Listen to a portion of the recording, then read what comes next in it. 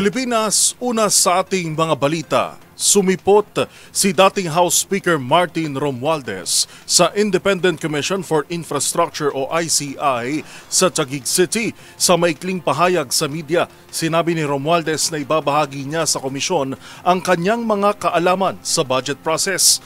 Bagamat hindi raw siya miyembro ng Bicameral Conference Committee, handa siyang tumulong sa ICI upang talupan ang katotohanan.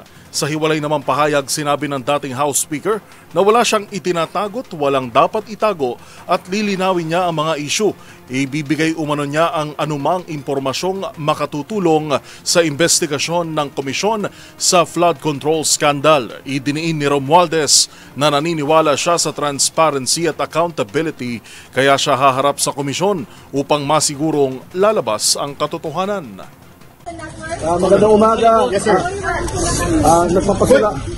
Nagpapasalamat ako sa ICI sa invitasyon. Ngayong araw na to, I am ready to give my personal knowledge on the budget process. Okay. And while not a member of the Bicameral Conference Committee, I will share any and all information to help determine the truth and to give all the facts and information. I will be here to help in any way to speed up the resolution of the fact-finding investigation for the ICI. Thank you very much. Kanina namang alas 8 ng umaga humarap din sa ICI si Budget Secretary Amina Pangandaman upang ipaliwanag ang mga patakaran at proseso sa National Expenditure Program o NEP at implementasyon ng General Appropriations Act kabilang ang procedure sa paglalabas ng unprogrammed funds. Sinabi niyang dapat silipin ng Commission on Audit o COA kung naipatupad ng tama ang mga proyekto nang tanungin ng media kung paano nilulunasan ang problema sa 2025 national budget. Idinin niyang walang alam ang DBM sa budget insertions at magandaan niyang hakbang kung bubuksan sa publiko ang mga budget deliberation hanggang sa level ng BICAM. Naman natin na sinabi naman nila na hindi naman masama mag-amend, di ba? That's their job. The executive proposes and then they disposes and then we just implement kung ano yung pinasa nila. So siguro maganda yung ginagawa nila ngayon, no? Na naka-live yung kanilang budget deliberations.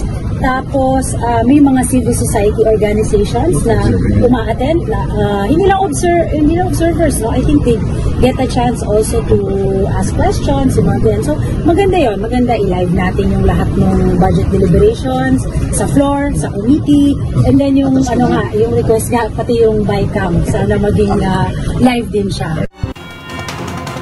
Ngayong tanghali, no-show pa rin si Zaldico sa ICI sa kabila ng sabina ng komisyon sa nagbitiw na kinatawan ng Ako Bicol Party List para dumalo sa hearing kaninang alas 10 ng umaga. Kasabayan dapat ni Ko si dating House Speaker Martin Romualdez na dumating na sa tanggapan o humarap sa ICI. Una nang sinabi ni ICI Executive Director Attorney Brian Hosaka na kung tuluyan silang iisnabin ng dating kongresista, dudulog na ang komisyon sa korte para ipa-cite in contempt ang dating mambabatas na nasa labas ng bansa ngayon. Noong isang linggo pa, ipinadala ng ICI ang sabina kay Ko na dating chairman ng Committee on Appropriations ng Kamara de Representantes.